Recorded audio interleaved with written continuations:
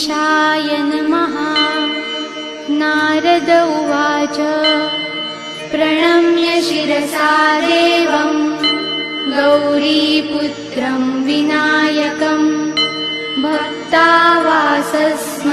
नित्यम् आयुक्कामार्थसिद्धये।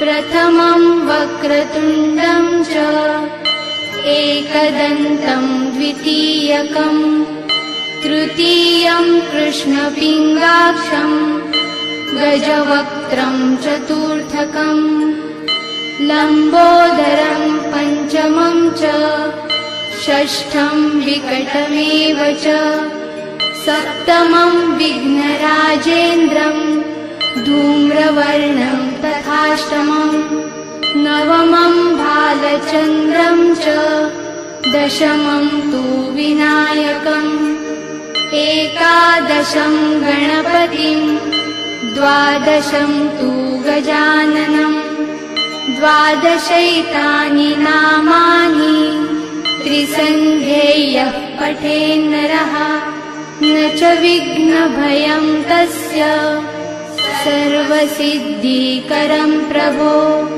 विद्यार्थी लभते विद्या धनार्थी लभते धनं पुत्रार्थी लभते पुत्रान् मोक्षार्थी लभते गतिं।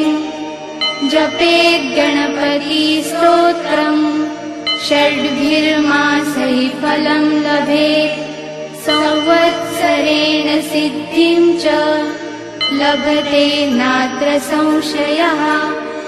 अष्टभ्यो ब्राह्मणेभ्यश्च लिखित्वा यः समर्पयेत् तस्य विद्या भवेत् सर्वा गणेशस्य प्रसादतः।